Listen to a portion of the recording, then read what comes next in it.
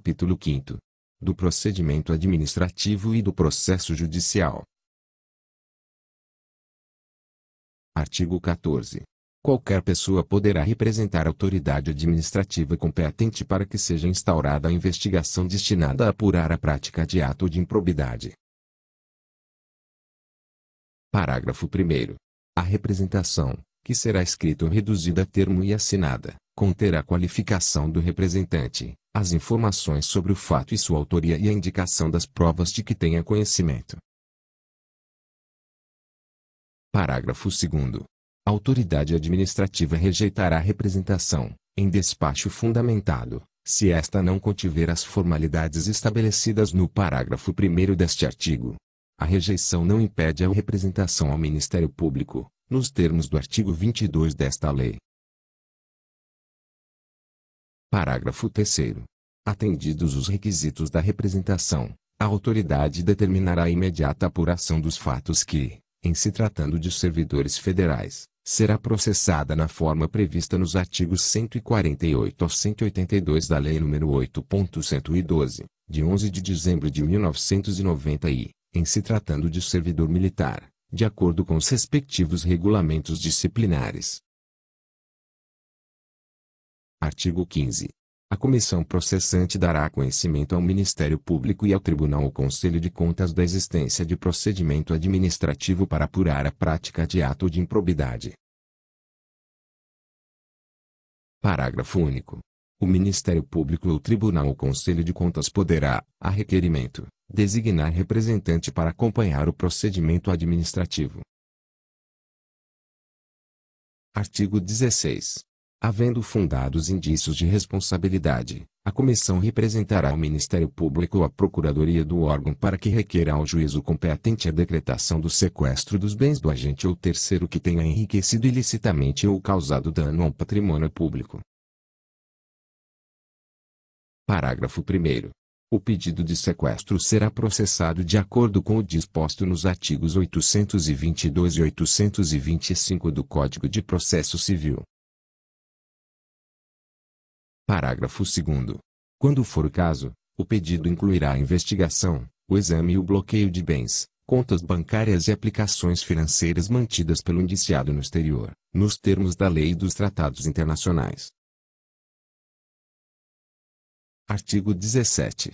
A ação principal, que terá o rito ordinário, será proposta pelo Ministério Público ou pela pessoa jurídica interessada, dentro de 30 dias da efetivação da medida cautelar.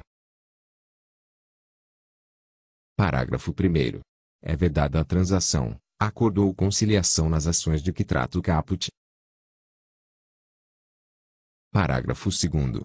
A Fazenda Pública, quando for o caso, promoverá as ações necessárias à complementação do ressarcimento do patrimônio público.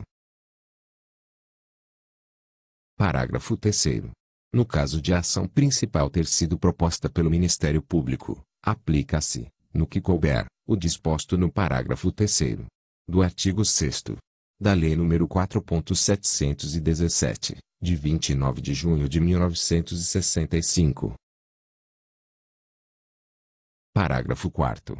O Ministério Público, se não intervir no processo como parte, atuará obrigatoriamente, como fiscal da lei, sob pena de nulidade. Parágrafo 5º. A propositura da ação prevenirá a jurisdição do juízo para todas as ações posteriormente intentadas que possuam a mesma causa de pedir ou o mesmo objeto. Parágrafo 6º.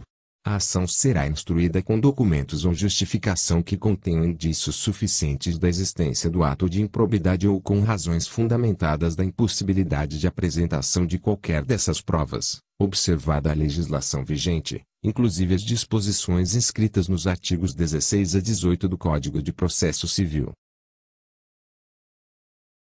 Parágrafo 7º. Estando a inicial em devida forma, o juiz mandará autuá-la e ordenará a notificação do requerido, para oferecer manifestação por escrito, que poderá ser instruída com documentos e justificações, dentro do prazo de 15 dias. Parágrafo 8º.